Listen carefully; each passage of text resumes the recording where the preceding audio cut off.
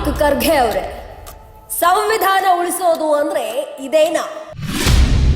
Promo ನೋಡಿದ ಮೇಲೆ ಆದ್ರೂ ವಿಚಾರಿಸಿದ್ರ ರಾಯಭಾಗದ ಪ್ರಕರಣ. ನಿಮ್ಮ ಇಲಾಖೆಗೆ ಮಸಿ ಬಳಿಯುತ್ತಿರೋ ಈ ಕೇಸ್ನ ಕಂಪ್ಲೀಟ್ ಸ್ಟೋರಿ ಇಂದು ನಿಮ್ಮ ಮುಂದೆ ಇಡ್ತಿದ್ದೀವಿ.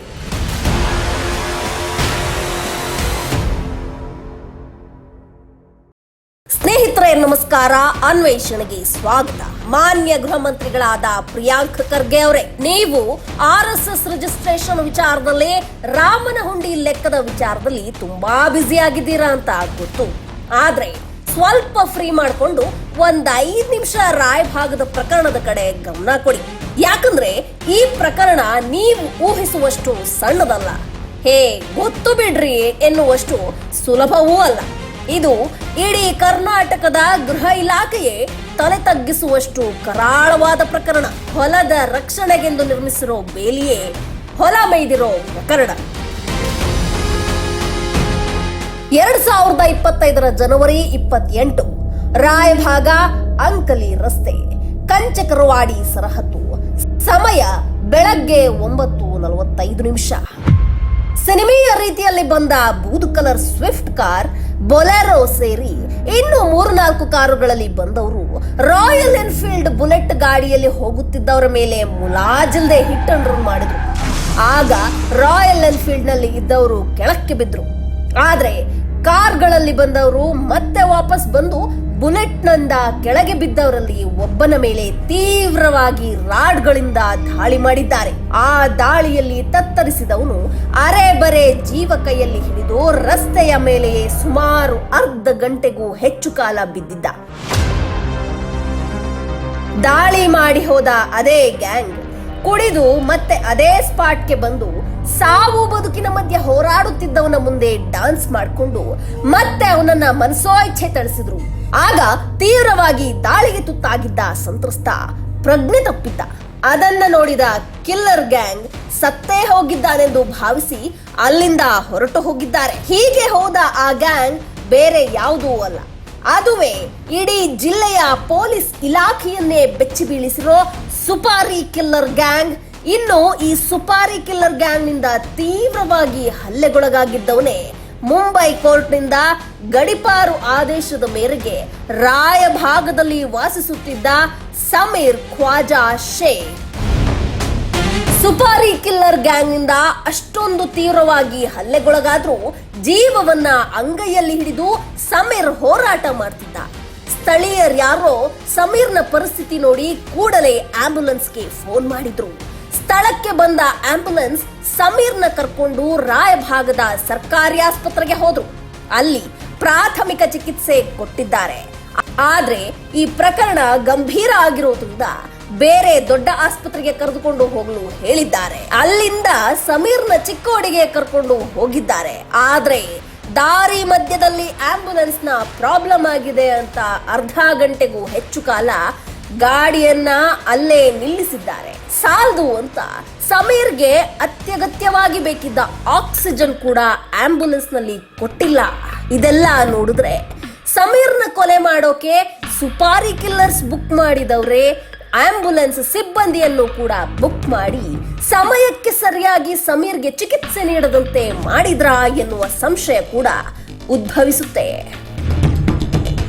ಇನ್ನು ಆಂಬ್ಯುಲೆನ್ಸ್ ಸಿಬ್ಬಂದಿ ಸಮೀರ್ನ ಕರ್ಕೊಂಡು ಚಿಕ್ಕೋಡಿ ಆಸ್ಪತ್ರೆಗೆ ಹೋಗುವಷ್ಟರಲ್ಲೇ ಅವನು ಜೀವ ಬಿಟ್ಟಿದ್ದ. ಅಲ್ಲದೆ ಅದೇ ಚಿಕ್ಕೋಡಿ ಆಸ್ಪತ್ರೆಯಲ್ಲೇ ಸಮೀರ್ನ ಪೋಸ್ಟ್ ಮಾರ್ಟಮ್ ಕೂಡ ನಡೆದಿದೆ. ಇನ್ನು ಸಮೀರ್ನ ತಂದೆ ಕೊಟ್ಟ ಪೊಲೀಸ್ ಕಂಪ್ಲೇಂಟ್ ಆಧಾರದ ಮೇಲೆ FIR ಮಾಡಿಕೊಂಡ ರಾಯಭಾಗ ಪೊಲೀಸರು ಎಲ್ಲಾ ಸುಪಾರಿ ಕಿಲ್ಲರ್ಸ್ನ ತಕ್ಷಣವೇ ಅರೆಸ್ಟ್ ಮಾಡಿದ್ದಾರೆ. ಅದರಲ್ಲೂ ಸುಪಾರಿ ಕೊಟ್ಟಿದ್ದಾರೆಂದು ಹೇಳ್ತಿರೋ ಅಣ್ಣ ತಮ್ಮಂದಿರಿಬ್ರು 2 ದಿನದಲ್ಲಿ ದುಬೈಗೆ ಹೋಗುವ ಎಲ್ಲಾ ಪ್ಲಾನ್ ಸಿದ್ಧ ಮಾಡ್ಕೊಂಡಿದ್ರು. ಒಂದು ವೇಳೆ ಪೊಲೀಸರು ಏನಾದ್ರೂ ಈ ಕೇಸ್ನ ನಿರ್ಲಕ್ಷ್ಯ ಮಾಡಿದ್ರೆ ಅವರು ದುಬೈಗೆ ಹಾರ್ತಿದ್ರು. ಈ ಪ್ರಕರಣದಲ್ಲಿ ಕರ್ನಾಟಕ ಗೃಹ ಇಲಾಖೆಗೆ ಮಸಿ ಬಳಿಯೋ ವಿಚಾರ ಅಂತಹದ್ದೇನಿದೆ ಅಂತೀರಾ? ಇಲ್ಲಿವರೆಗೂ ನಾವು ಹೇಳಿದ್ದು ಮೇಲ್ನೋಟಕ್ಕೆ ನಡೆದಿರೋ ಘಟನೆ ಬಗ್ಗೆ ಅಷ್ಟೇ. ಸಮೀರ್ನ ಸಾವು ಆಕ್ಸಿಡೆಂಟ್ ಆಗಿರಬೇಕು, ಅವನು ಸಾಯಬೇಕು, ಆದ್ರೆ ಕೇಸ್ ಆಗಬಾರ್ದು. ಇದು ಸಮೀರ್ನ ಟಾರ್ಗೆಟ್ ಮಾಡಿರೋರ ಇಂಟೆನ್ಷನ್ ಆಗಿತ್ತು. ಸಮೀರ್ನ ದುಶ್ಮನ್ಗಳಿಗೆ ಅವನನ್ನು ಸಾಯಿಸೋಕೆ ಖತರ್ನಾಕ್ ಸ್ಕೆಚ್ ಹಾಕಿದ್ದೆ ನಮ್ಮ ರಾಜ್ಯದ ಪೊಲೀಸ್ ಇಲಾಖೆಯಲ್ಲಿರೋ, ಅದರಲ್ಲೂ IPS ಅಧಿಕಾರಿ ಎನ್ನುವುದೇ ಈಗ ಬಿಗ್ ಸೆನ್ಸೇಷನ್ ಸೃಷ್ಟಿಸಿರುವುದು. ಈ ಮಾತು ನಾವು ಹೇಳ್ತಿಲ್ಲ ಕಣ್ರಿ, ಬೆಳಗಾವಿ ಜಿಲ್ಲೆ ಪೊಲೀಸ್ ಇಲಾಖೆಯೊಳಗೆ ಈ ಸುದ್ದಿ ಮಿಂಚಿನಂತೆ ಹರಿದಾಡುತ್ತಿದೆ. ಅಲ್ಲದೆ ದೊಡ್ಡ ಮಟ್ಟಕ್ಕೆ ಚರ್ಚೆ ಆಗ್ತಿದೆ ಕೂಡ. ಇನ್ನು ಸಮೀರ್ನ ಕೊಲೆಯಾಗೋ 8 ದಿನಗಳ ಹಿಂದೆ ಮಹಾರಾಷ್ಟ್ರದಿಂದ ಬಂದಿದ್ದ ಆರೋಪಿಗಳಲ್ಲಿ ಕೆಲವರು ಬೆಳಗಾವಿ ಜಿಲ್ಲೆಯ ಅಥಣಿ ತಾಲೂಕಿನ ಐಗಳಿ ಗ್ರಾಮದ ಸುತ್ತಮುತ್ತ ತಿರುಗಾಡಿದ್ದಾರೆ. ಅಲ್ಲೇ ಗಂಟೆಗಟ್ಟಲೆ ಯಾರದ್ದೋ ಜೊತೆ ಮಾತುಕತೆ ಮಾಡಿದ್ದಾರೆ. ಇನ್ನು ಕೆಲವರು ಆ ಸಮಯದಲ್ಲಿ ರಾಯಭಾಗದಲ್ಲೇ ಲಾಡ್ಜ್ನಲ್ಲಿ ಉಳಿದುಕೊಂಡು ಸಮೀರ್ನ ಚಲನವಲನದ ಮೇಲೆ ಹದ್ದಿನ ಕಣ್ಣಿಟ್ಟಿದ್ರು ಎನ್ನುವ ಬಗ್ಗೆ ಹಲವು ಗುಮಾನಿಗಳು ಕೇಳುತ್ತಿವೆ. ಮಹಾರಾಷ್ಟ್ರದ ಸಾಂಗ್ಲಿ ಜಿಲ್ಲೆಯ ಮೀರಜ್ನಿಂದ ಬಂದು ಆರೋಪಿಗಳು ಬೆಳಗಿನ ಹೊತ್ತಿನಲ್ಲೇ ಆಕ್ಸಿಡೆಂಟ್ ಮಾಡಿ ಕೊಲೆ ಮಾಡ್ತಾರೆ ಅಂದ್ರೆ ಅಷ್ಟು ಧೈರ್ಯ ಅವರಿಗೆ ಹೇಗೆ ಬರೋಕೆ ಸಾಧ್ಯ? ಯಾರೋ ಅವರ ಹಿಂದೆ ಹಿರಿಯ ಅಧಿಕಾರಿ ನಿಂತು ಧೈರ್ಯ ಕೊಟ್ಟಿರೋದಕ್ಕೆ ಈ ಕೊಲೆ ಪ್ರಕರಣ ನಡೆದಿದೆ ಎನ್ನುವ ಸುದ್ದಿ ಈಗಾಗಲೇ ಜಿಲ್ಲೆಯಾದ್ಯಂತ ಹರಿದಾಡುತ್ತಿದೆ. ಕೆಲವು ಮೂಲಗಳಿಂದ ಲಭ್ಯವಾದ ಸುದ್ದಿ ಪ್ರಕಾರ ಸಮೀರ್ನ ಕೊಲೆ ಮಾಡಿದ ಆರೋಪಿಗಳಿಗೆ ಆಕ್ಸಿಡೆಂಟ್ ಮಾಡಿ ಕೊಲೆ ಮಾಡೋ ಐಡಿಯಾ ಕೊಟ್ಟು ಆರೋಪಿಗಳಿಗೆ ಸಹಕರಿಸಿರೋ ಅಧಿಕಾರಿಗೆ ಸರಿಸುಮಾರು 2 ಕೋಟಿ ಹಣ ಸಂದಾಯವಾಗಿದೆ ಎನ್ನುವ ಗುಸುಗುಸು ಜಿಲ್ಲೆಯ ಪೊಲೀಸ್ ಇಲಾಖೆಯ ಒಳಗೆ ಅಲ್ಲೊಮ್ಮೆ ಇಲ್ಲೊಮ್ಮೆ ಕೇಳಿಸುತ್ತಾ ಇದೆ.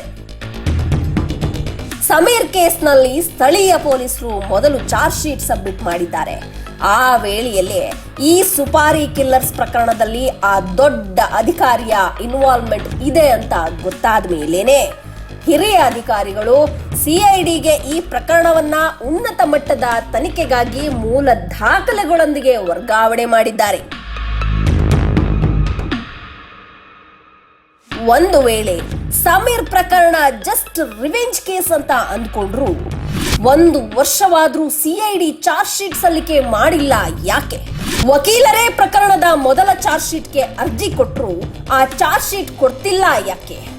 ಸಮೀರ್ ಕೊಲೆ ಪ್ರಕರಣ CIDಗೆ ವರ್ಗಾಯಿಸಿದ ಮೇಲೆ ಆ ಕೊಲೆ ಪ್ರಕರಣದ ಆರೋಪಿಗಳಲ್ಲಿ 3 CID ತನಿಖೆ ಬೇಡ ಅಂತ ಧಾರವಾಡದ ಹೈಕೋರ್ಟ್ನಲ್ಲಿ ಸ್ಟೇ ತಂದಿರೋದು ಯಾಕೆ? ದರ್ಶನ್ ಪ್ರಕರಣದಲ್ಲಿ ಬೇಲ್ ಕ್ಯಾನ್ಸಲ್ ಮಾಡಿಸೋಕೆ ತಿಂಗಳಾನುಗಟ್ಲೆ ಸುಪ್ರೀಂ ಕೋರ್ಟ್ ವರೆಗೂ ರಾಜ್ಯ ಸರ್ಕಾರ ಹೋಗಿತ್ತು. ಆದ್ರೆ ದರ್ಶನ್ ಪ್ರಕರಣಕ್ಕಿಂತ ಗಂಭೀರವಾದ ಸಮೀರ್ ಕೇಸ್ನಲ್ಲಿ CID ತನಿಖೆ ಬೇಡ ಅಂತ ಆರೋಪಿಗಳು ತಂದಿರುವ ಸ್ಟೇಯನ್ನ ವೆಕೆಟ್ ಮಾಡಿಸೋಕೆ ರಾಜ್ಯ ಸರ್ಕಾರವೇ ಹಿಂದೇಟು ಆಗ್ತಾ ಇದೆ ಯಾಕೆ? ಒಂದು ವೇಳೆ CID ತನಿಖೆ ನಡೆದು ಚಾರ್ಜ್ ಶೀಟ್ ಸಲ್ಲಿಕೆಯಾದ್ರೆ ಅದರಿಂದ ಯಾರ ಬಂಡವಾಳ ಬಯಲಾಗುತ್ತೆ ಎನ್ನುವ ಭಯ ರಾಜ್ಯ ಸರ್ಕಾರಕ್ಕಿದೆ. ಸದ್ಯ CID DGP ಆಗಿರುವ ದಕ್ಷ ಅಧಿಕಾರಿ ಪ್ರಣಬ್ ಮೊಹಂತಿ ಅವರ ಗಮನಕ್ಕೆ ಬಾರದಂತೆ ಸಮೀರ್ ಪ್ರಕರಣವನ್ನ CID ಯೊಳಗೇನೆ ತಡೆಯುತ್ತಿರೋರು ಯಾರು? ಪ್ರಣಬ್ ಮೊಹಂತಿ ಅವರು CID DGP ಆಗಿರುವುದರಿಂದ ಸಮೀರ್ ಪ್ರಕರಣದಲ್ಲಿ ಅವರ ತಾಯಿಗೆ ನ್ಯಾಯ ಸಿಗುವ ಭರವಸೆ 100ಕ್ಕೆ 100ರಷ್ಟಿದೆ. ಆದ್ರೆ ಮೊಹಂತಿ ಅವರು ಆ ತಾಯಿಗೆ ನ್ಯಾಯ ಕೊಡಿಸಿ ಆಕೆಯ ಭರವಸೆಯನ್ನ ಈಡೇರಿಸುತ್ತಾರಾ?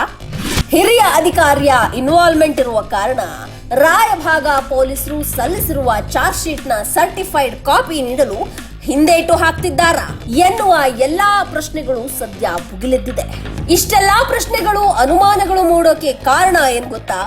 ಸಮೀರ್ ತಾಯಿ ತನ್ನ ಮಗನ ಕೊಲೆ ಆರೋಪಿಗಳ ಬಗ್ಗೆ ತನಿಖೆ ಮಾಡಲು ಪೊಲೀಸರಿಗೆ ಅರ್ಜಿ ಕೊಟ್ರೆ ನೀವು ಮಾಡಿರೋ ಆರೋಪದ ಬಗ್ಗೆ ಸಾಕ್ಷ್ಯಾಧಾರ ತಗೊಂಡು ಬನ್ನಿ ಅಂತ ರಾಯಭಾಗ ಪೊಲೀಸರೇ ಸಮೀರ್ ತಾಯಿಗೆ ಪತ್ರ ಬರೆದಿದ್ದಾರೆ. ಅಲ್ಲ ಸ್ವಾಮಿ, ಸಾಕ್ಷ್ಯಾಧಾರಗಳನ್ನ ಕಲೆ ಹಾಕೋ ಕೆಲಸ ಪೊಲೀಸ್ನವರದ್ದು ಅಥವಾ ದೂರು ಕೊಟ್ಟವರದ್ದು? ದೂರು ಕೊಟ್ಟವರೇ ಸಾಕ್ಷ್ಯಾಧಾರ ಕಲೆ ಹಾಕಬೇಕು ಅಂದ್ರೆ ಅದಕ್ಕೇನಾದ್ರೂ ಅರ್ಥ ಇದೆಯಾ?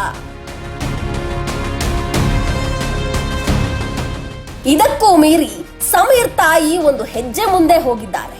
ರಾಜ್ಯದ ಮುಖ್ಯಮಂತ್ರಿ, ಗೃಹ ಮಂತ್ರಿ ಸೇರಿದಂತೆ ಎಲ್ಲ ಹಿರಿಯ ಪೊಲೀಸ್ ಅಧಿಕಾರಿಗಳಿಗೂ ಕೂಡ ನೇರವಾಗಿ ರವೀಂದ್ರ ಕಾಶಿನಾಥ್ ಗದಾಡಿ ವಿರುದ್ಧ ಆರೋಪ ಮಾಡಿ ಅರ್ಜಿಗಳನ್ನ ನೀಡಿದ್ದಾರೆ.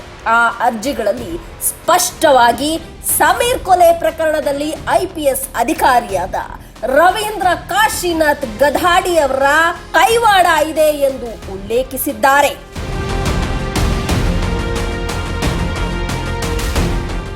ಸದ್ಯ ಸಮೀರ್ ತಾಯಿ ಮಾಡಿರೋ ಆರೋಪಗಳು ದಿಢೀರಂತ ಈ ಪ್ರಕರಣವನ್ನ CIDಗೆ ಒಪ್ಪಿಸಿರೋ ಕಾಲಮಿತಿ, ಅದಕ್ಕೆ ಸಂಬಂಧಿಸಿದಂತೆ ಪೊಲೀಸ್ ಇಲಾಖೆ ಒಳಗೆ ಹಿಡಿದಾಡುತ್ತಿರೋ ಸುದ್ದಿಗಳೆಲ್ಲ ಕೇಳುತ್ತಿದ್ರೆ ಹೊಲ ಕಾಯೋಕೆ ಬೇಲಿ ಹಾಕಿದ್ರೆ ಬೇಲಿನೇ ಎದ್ದು ಹೊಲ ಮೇಯ್ತು ಎನ್ನುವ ಗಾದೆಯಂತೆ ರಕ್ಷಣೆ ನೀಡಬೇಕಾದವರೇ ರಾಕ್ಷಸರಾಗಿ ಬಿಟ್ಟಿದ್ದಾರಾ ಎನ್ನುವ ಪ್ರಶ್ನೆ ಕಾಡ್ತಿರುವುದು 100ಕ್ಕೆ 100 ಸತ್ಯ. ಪ್ರಿಯ ಸಚಿವರೇ, ನಾವೇನು ವಿನಾಕಾರಣ ಟೀಕೆ ಮಾಡ್ತಿಲ್ಲ. ಒಂದು ವೇಳೆ ಸಮೀರ್ ಕೊಲೆ ಪ್ರಕರಣದಲ್ಲಿ ಹರಿದಾಡುತ್ತಿರೋ ಸುದ್ದಿಗಳಂತೆ IPS ಅಧಿಕಾರಿಯೇ ಶಾಮೀಲಾಗಿದ್ದು ನಿಜವಾದ್ರೆ ಅಂಥವರ ವಿರುದ್ಧ ಯಾಕೆ ಕಠಿಣ ಕ್ರಮ ಕೈಗೊಳ್ಳಬಾರದು? ಕೊಲೆ ಮಾಡೋಕೆ ಸುಪಾರಿ ತಗೊಂಡಿದ್ದು ಸತ್ಯವಾಗಿದ್ರೆ ಇಂತಹವರಿಂದ ಗೃಹ ಇಲಾಖೆಗೆ ಕೆಟ್ಟ ಹೆಸರು ಬರೋದಿಲ್ವಾ? ನೀವು RSS ವಿರುದ್ಧ ಎತ್ತಿರುವ ಪ್ರಶ್ನೆಗಳು, ಮಾಡ್ತಿರೋ ಹೋರಾಟ ನಿಜಕ್ಕೂ ಶ್ಲಾಘನೀಯ. ಆದ್ರೆ ಇಂತಹ ಪ್ರಕರಣಗಳ ಕಡೆ ಕೂಡ ನೀವು ಗಮನ ಹರಿಸಲೇಬೇಕು. ಯಾಕಂದ್ರೆ ಆತ್ಮಸಾಕ್ಷಿಯಿಂದ ನಡೆದುಕೊಳ್ಳುವ ಸರ್ಕಾರ, ಆ ಸರ್ಕಾರ ಸ್ಥಾಪಿಸೋ ವ್ಯವಸ್ಥೆಯಿಂದ ಮಾತ್ರವೇ ಸರ್ವ ಜನಾಂಗದ ಶಾಂತಿಯ ತೋಟ ನಿರ್ಮಿಸೋಕೆ ಸಾಧ್ಯ, ಸಂವಿಧಾನವನ್ನ ಉಳಿಸೋಕೆ ಸಾಧ್ಯ. ಇಲ್ಲದೆ ಹೋದ್ರೆ ಸರ್ವ ಜನಾಂಗದ ಮೇಲೆ ಭ್ರಷ್ಟರ, ಕೊಲೆಗಡುಕರ ಕೂಟವನ್ನ ನಮ್ಮ ಸಮಾಜ ನೋಡಬೇಕಾಗುತ್ತೆ. ಮುಂದಿನ ಪೀಳಿಗೆ ಆ ಭ್ರಷ್ಟ ವ್ಯವಸ್ಥೆಯಲ್ಲಿ ನರಳಾಡಬೇಕಾಗೋದು ಅಕ್ಷರಶಃ ಸತ್ಯ. ಸ್ನೇಹಿತರೆ, ಈ ಸಮೀರ್ ಪ್ರಕರಣ ಗೃಹ ಇಲಾಖೆಯ ಮಸಿ ಬಳಿಯೋ ಪ್ರಕರಣವಾಗಿ ಬದಲಾಗ್ತಿರೋದು ಹೇಗೆ ಅಂತ ಈಗ ಹೇಳಿದ್ದೀವಿ.